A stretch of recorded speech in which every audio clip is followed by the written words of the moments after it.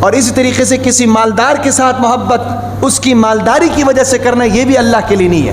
حدیث کے اندر آتا ہے کہ ایک شخص اگر ایک آدمی کے ساتھ اس کی مالداری کی وجہ سے محبت کرتا ہے، اللہ تعالیٰ فرماتے ہیں وہ فوراً ہی اللہ کی نظر سے گر جاتا ہے، فوراً اللہ کی نظر سے گر جاتا ہے۔ بھائی جس دنیا کی اللہ کے ہاں کوئی حیثیت نہیں ہے، بھائی جس مال و متاع کی اللہ کے ہاں کوئی حیثیت نہیں ہے، آپ اس دنیا کی خاطر اس سے محبت کر رہے ہو، تو محبت کس کے لیے ہونی چاہیے بھائی؟ اللہ کے لیے ہونی۔ جب محبت اللہ کے لیے ہوگی نا تو وہ شریعت کے دائرے کے اندر ہوگی۔ ہاں، تو کسی کے ساتھ بھی محبت یاد رکھیں دنیا کے لیے نہیں کرنا، مالداری کے لیے نہیں کرنا۔ انما الحیات الدنیا لعب ولہو وما الحیات الدنیا الا متاع الغرور۔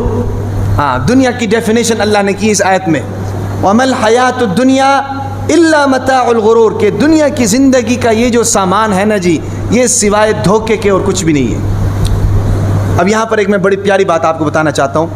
اس آیت مبارکہ میں اللہ تعالیٰ نے دنیا کی زندگی کو متاع کہا ہے، متاع۔ دنیا کی زندگی کو کیا کہا ہے؟ متاع۔ متاع عربی زبان میں ساز و سامان کو کہتے ہیں۔ متاع عربی زبان میں ساز و سامان کو، کاروبار کو، تجارت کو، ان لین دین کو، ان معاملات کو متاع کہتے ہیں، متاع۔ اللہ نے فرمایا کہ یہ ایک متاع ہے اور یہ دھوکہ ہے۔ اب متاع کس کو کہتے ہیں؟ لغت کے ایک بہت بڑے امام گزرے ہیں، امام اصمعی رحمہ اللہ، امام اصمعی رحمہ اللہ۔ انہوں نے جب یہ آیت پڑھی نا جی، وَمَا الْحَيَاةُ الدُّنْيَا إِلَّا مَتَاعٌ، کہ دنیا کی زندگی ایک متاع ہے، اس نے کہا کہ یار یہ متاع کسے کہتے ہیں؟ ہم تو اس کا ترجمہ یہ کرتے ہیں نا، ساز و سامان وغیرہ وغیرہ، تجارتی معاملات، ساز و سامان، دنیا کی زندگی کے اندر جو ہم فائدے کماتے ہیں، ان چیزوں کو متاع کہتے ہیں، یہ ہمارا متاع ہے، ہماری پونجی ہے۔ تو وہ جو آدمی تھا نا جی، امام سماعی، لغت کا بہت بڑا امام تھا، اس نے کہا کہ یار میں ذرا دیکھوں تو صحیح کہ یہ متاع کسے کہتے ہیں۔ متاع کا معنی سمجھنے کے لیے وہ جناب گیا بدوؤں کے پاس، ہماری زبان میں کہہ لو پینڈوں کے پاس، دیہاتیوں کے پاس۔ دیہاتیوں کے پاس اس لیے گیا کہ دیہاتیوں کی جو زبان ہوتی ہے نا جی، وہ بالکل صاف ہوتی ہے، ملاوٹ سے پاک ہوتی ہے۔ شہری جو ہوتے ہیں ان کے اندر تو مختلف لوگ ہوتے ہیں، ملنا جلنا ہوتا ہے، زبان آگے پیچھے ہو جاتی ہے، بہت سے الفاظ حروف چینج ہو جاتے ہیں۔ لیکن دیہات کے جو لوگ ہوتے ہیں نا جی، وہ نہ شہروں میں زیادہ آتے ہیں اور نہ شہری لوگ دیہاتوں میں زیادہ جاتے ہیں، تو اس لیے ان کی زبان صاف ہوتی ہے، ان کی زبان کے اندر کوئی ملاوٹ نہیں ہوتی۔ سمجھ آ رہی بات کی؟ اب تو شاید دیہات میں یہ معاملات نہ ہوں، پہلے دیہات میں اس طرح ہوتا تھا۔ حضور صلی اللہ علیہ وسلم کے زمانے میں بھی جو بچے پیدا ہوتے تھے ان کو دیہاتوں میں بھیجتے تھے کہ یہ دیہاتوں میں جائیں گے، کھیلیں گے، کودیں گے، جسم مضبوط ہوگا، صحت ٹھیک ہوگی، زبان ٹھیک ہوگی، بھی مادری زبان، الفاظ ٹھیک ہوں گے، عربی ٹھیک ہوگی۔ تو دیہاتوں میں یہ خصوصیت ہوتی ہے کہ ان کی زبان ٹھیک ہوتی ہے۔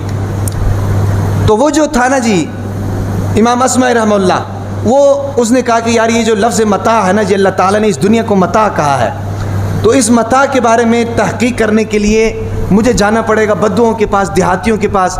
ان کے پاس جاؤں گا تو پتہ چلے گا کہ یہ متاع وہ لوگ کس چیز کو کہتے ہیں، وہ کسے متاع کہتے ہیں۔ وہ جناب باہر نکلا تو دیکھا کہ ایک بدوؤں کا قافلہ جا رہا تھا۔ اس نے کہا کہ جی میں آپ کے ساتھ سفر کرنا چاہتا ہوں۔ انہوں نے کہا کہ جی ٹھیک ہے جی، آپ اپنی سواری لے آئیں اور ہمارے ساتھ چل پڑیں۔ وہ سواری لے آئے، سواری لا کر ان کے ساتھ چل پڑا، چلتا گیا، بدوؤں کا قافلہ تھا۔ ایک جگہ جا کر انہوں نے جناب پڑاؤ ڈالا، اور پڑاؤ ڈال کر وہاں خیمے لگائے، خیمے لگا کر کھانے کا ٹائم ہوا تو کھانا کھایا۔ کھانا کھانے کے بعد یہ صاحب فرماتے ہیں امام اصمعی کہ کھانا کھانے کے بعد ان کی جو ایک خاتون تھی، وہ برتن لے کر، جس پر کھانا کھایا تھا، وہ برتن لے کر کسی ایسی جگہ پر چلی گئی جہاں پر پانی تھا دھونے کے لیے، اور ان برتنوں کو دھونے کے لیے اس نے ٹاکی کا استعمال کیا۔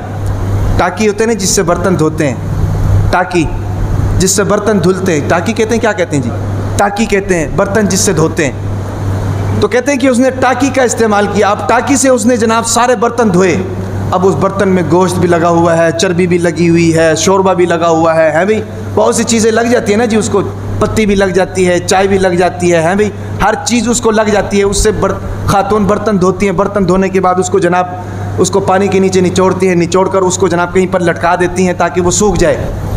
تو اس خاتون نے اس ٹاکی کے ساتھ برتن دھوئے، برتن دھونے کے بعد اس کو جناب اس کو پانی میں ڈالا، پانی میں ڈال کر اس کو نچوڑ کر کہیں پر اونچی جگہ رکھا، اور وہ صاحب کہتے ہیں کہ میں تو دیکھ رہا تھا، وہ خاتون برتن لے کر خیمے میں گئی، اتنے میں کہتے ہیں کہ ایک کتا وہاں پر آ گیا، کتا دم ہلا کر وہاں پر آیا، اور وہاں پر آ کر کہتا ہے سونگنے لگا، سونگتے وہ جا کر جناب اس ٹاکی تک پہنچ گیا، اس ٹاکی تک پہنچا تو اس میں سے جناب گوشت کی بھی خوشبو آ رہی ہے، چربی کی بھی خوشبو آ رہی ہے، بہت سی چیزوں کی خوشبو آ رہی ہے، تو کتا سمجھا کہ کوئی کھانے کی چیز ہے، کتے نے جناب اس کو منہ میں دبایا اور اس کو منہ میں دبا کر پہاڑ کی طرف دوڑ لگا دی۔